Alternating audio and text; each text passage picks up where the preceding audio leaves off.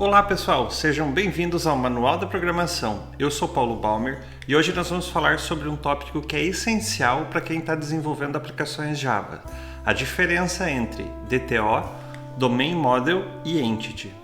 Esses conceitos são fundamentais para a organização de uma aplicação bem estruturada e de fácil manutenção. Vamos entender então o que significa, como usar corretamente e o que pode acontecer se nós seguirmos essas boas práticas. Mas antes de começarmos, se você ainda não é inscrito aqui no canal, aproveita para se inscrever agora e ativar já as notificações para você não perder absolutamente nada do que eu trago aqui. Antes de entrarmos nos detalhes de cada um dos tipos de elementos que nós vamos falar aqui, vamos fazer uma rápida introdução sobre o que significam esses termos. DTO, ou Data Transfer Object, é um objeto usado para transferir dados de diferentes partes da aplicação. É muito útil para evitar a exposição direta das nossas entidades para camadas externas. Já o Domain Model é a espinha dorsal da nossa aplicação. Ela representa conceitos centrais e as regras de negócio que regem como os dados devem ser manipulados na nossa aplicação.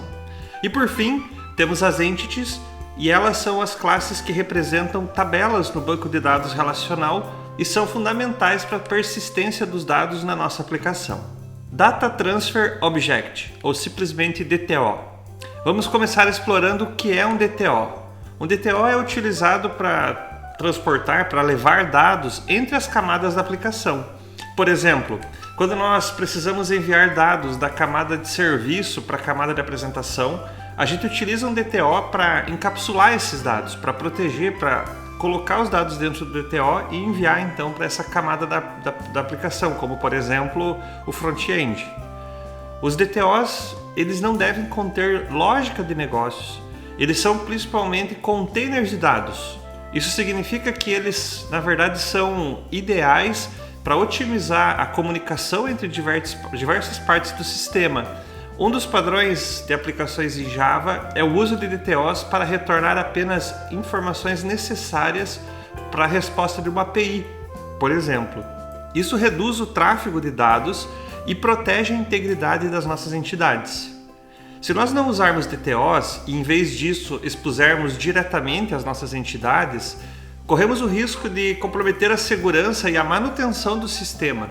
Por exemplo, mudanças na estrutura da entidade podem afetar diretamente as interfaces de usuário ou as APIs, tornando o sistema frágil e difícil de manter. Vamos imaginar uma situação prática. Suponha que você tenha uma entidade que corresponde ao usuário de um sistema e tenha dados contendo campos como, por exemplo, o ID, o nome, o e-mail, a senha e a data de nascimento.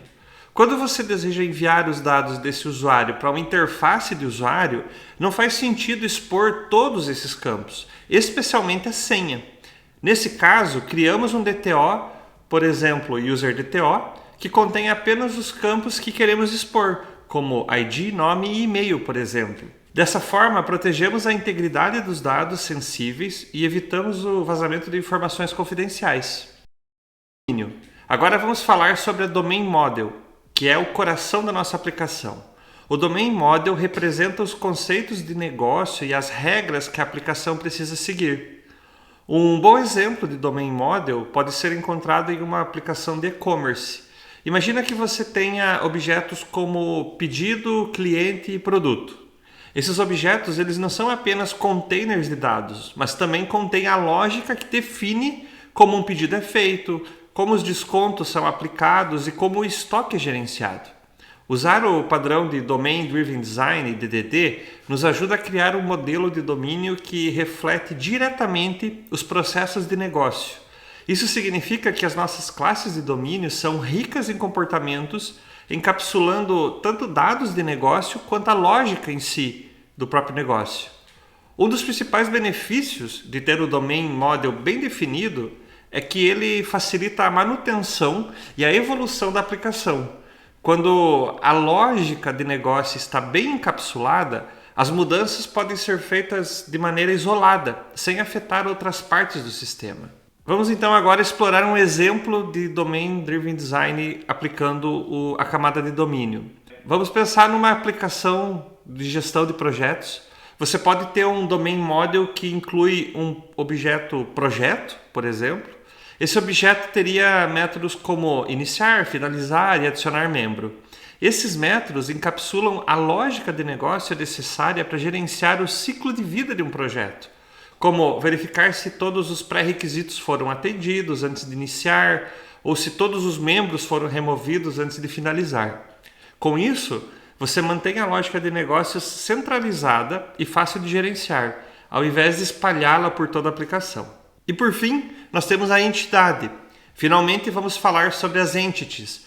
Uma entidade é uma classe que representa uma tabela no banco de dados e é diretamente mapeada para o esquema do banco. As entidades são fundamentais para a persistência de dados da aplicação. Cada instância de uma entidade corresponde a uma linha na tabela do banco de dados.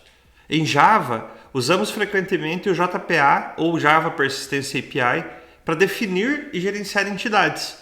Nós anotamos as nossas classes com @entity e outras anotações como @id para indicar o identificador da entidade e @column para mapear os atributos das classes para as colunas da tabela do banco de dados. As entidades são cruciais para a integração com o banco de dados. Elas nos permitem realizar operações CRUD, que seria o Create, Read, Update e Delete, de maneira muito mais simples e eficiente do que se nós tivéssemos que, por exemplo, gerenciar manualmente essas operações. Também é importante lembrar que as entidades devem ser usadas apenas para persistência. Misturar a lógica de negócios com a lógica de persistência dentro das entidades pode levar a um código confuso e difícil de manter. Vamos considerar como exemplo de uma entidade produto. Essa entidade pode ter campos como ID, nome, descrição, preço e quantidade em estoque. Ao usar o JPA, você pode facilmente salvar, atualizar e buscar instâncias de produto no banco de dados usando um simples repositório, sem precisar escrever SQL manualmente. Isso torna a persistência de dados mais fácil de ser realizada e mantida e menos propensa a erros. No entanto, a lógica de negócio, como aplicar descontos ou calcular impostos, deve ser mantida fora da entidade, geralmente no domain model. Então, recapitulando, DTOs são usados para transferir dados de forma segura e eficiente entre as camadas de aplicação. Domain Models encapsulam a lógica de negócio e refletem os conceitos centrais do sistema. E as entities mapeiam então as tabelas do banco de dados e gerenciam a persistência desses dados em um SGBD. Entender e aplicar corretamente esses conceitos é fundamental para criar uma aplicação bem estruturada, modular e fácil de manter. Cada um deles tem um propósito específico e nos ajuda a separar as preocupações dentro do nosso código. E agora é com você.